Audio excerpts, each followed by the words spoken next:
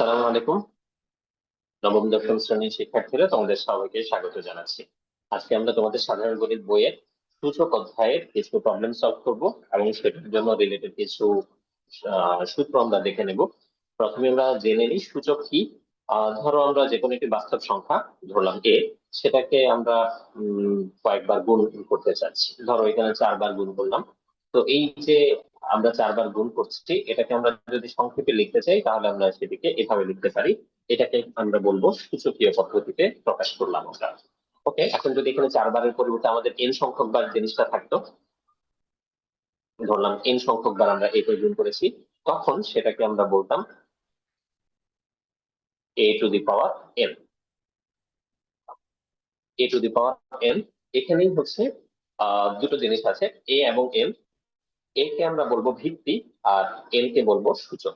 এ হচ্ছে বেস বা ভিত্তি, আর এন হচ্ছে সূচক বা ইন্ডেক্স।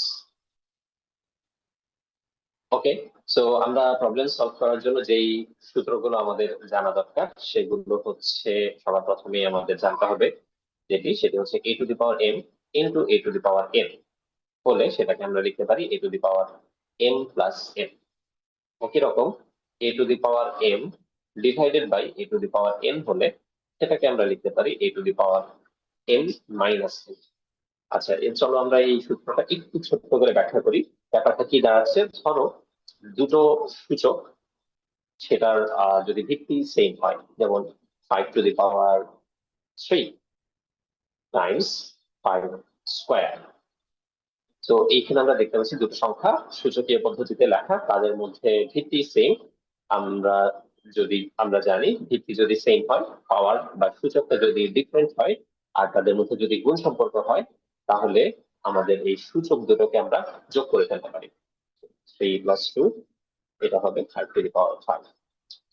শুধু তাই না, এখানে দুটো সংখ্যা হতে হবে এমন না, আমাদের যদি একাধিক সংখ্যা হবে, 2 এর বেশিও থাকে, যেমন 3 square times 3 cube times 3 to the power 7, বা আরো যদি থাকে সেটাকেও আমরা একই রকম ভাবে প্রত্যেকটা পাওয়ার যোগ করে ফেলতে পারবো।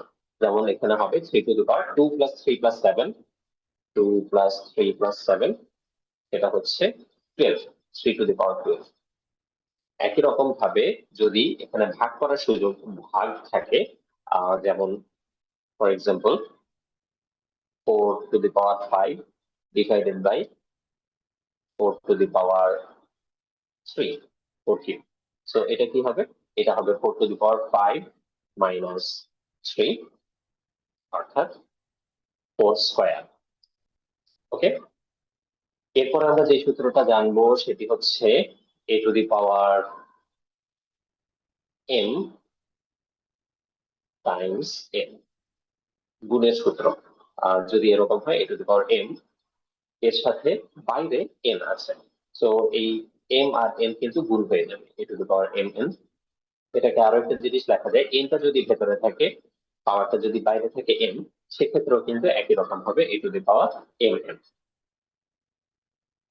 আরো কিছু সূত্র আমরা জানবো, a to the power m times a to the power n, এই পুরোটার উপর যদি আরেকটা পাওয়ার থাকে পি, তো এই পাওয়ারটা কিন্তু ভেতরের প্রত্যেকটার সাথে গুণ হয়ে যাবে, অর্থাৎ a to the power n p times a to the power n P.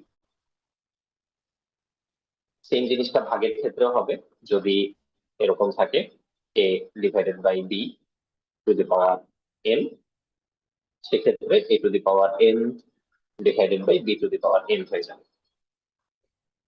ওকে, এর বাইরে আর আমাদের আরো দুটো সূত্র জানতে হবে। একটি হচ্ছে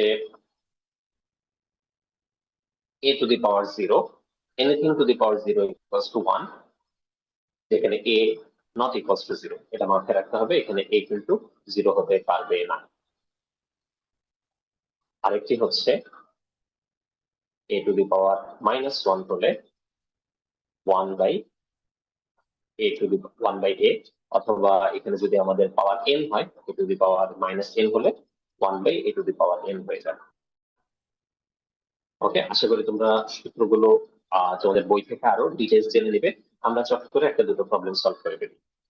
যেমন প্রথম প্রবলেমটা যদি আমরা সলভ করতে চাই, 1 নম্বর প্রবলেমে আছে 7 cube Times 7 to the power minus 3 divided by 3 into 3 to the power minus 4.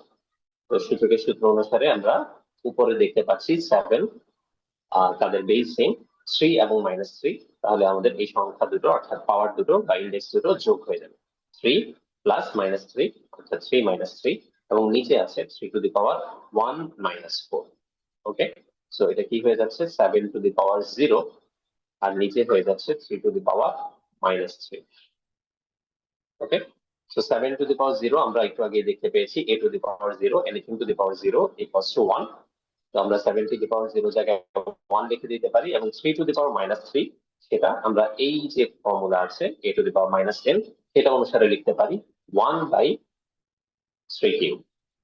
Okay, so এটাকে যদি আমরা সিম্পলিফাই করি, ভাগ করে ফেললে সেটা হয়ে যাবে 3 cube, 1 divided by 1 by 3 cube. তো ভাগের নিয়ম অনুসারে আমাদের 3 কিউবটা উপরে চলে যাবে, আর 3 কিউব মানে তো 27, তোমরা সবাই জানো. তো এটা ফাইনাল অ্যান্সার হচ্ছে 27. আশা করি তোমরা বুঝতে পেরেছো. আমরা আরেকটা প্রবলেম সলভ করি. 3 নাম্বারটা সলভ করতে পারি আমরা. 2 to the power -1 plus 5 to the power -1 whole to the power -1.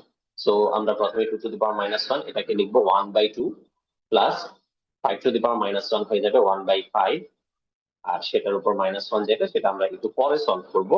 আমরা 1 by 2 প্লাস 1 by 5 এটা হচ্ছে ভগ্নাংশ, ভগ্নাংশের যোগটা করে ফেলি. 5 আর 2 এর লসাগু হচ্ছে 10, তো 10 by 2 হচ্ছে 5 প্লাস 10 by 5 হচ্ছে 2. তো এটি আসছে হচ্ছে 7 by 10. তো এটার উপর পাওয়ার আছে -1. তো পাওয়ার -1 হলে সিম্পলি আমরা বলবো সেটাকে আমরা উল্টে দেবো. ঠিক আছে, আমরা এখানে কষ্ট করে 1 by 7 by 10 এটা না লিখে সরাসরি আমরা এটাকে জাস্ট উল্টে দিলে আমাদের অ্যান্সার চলে আসবে 10 by 7. ওকে, সো আশা করি তোমরা বুঝতে পেরেছো. আজকে এই পর্যন্তই. তোমরা তোমাদের সূত্রগুলো একটু ভালোভাবে দেখে নেবে. সূত্র সবগুলো একটু ভালোভাবে মনে রাখতে হবে. সূত্র মনে না রাখলে আমরা কিন্তু প্রবলেম ঠিকঠাক ভাবে সলভ করতে পারবো না. তো দেখা হবে পরবর্তী ভিডিওতে. সবাইকে আল্লাহ হাফেজ.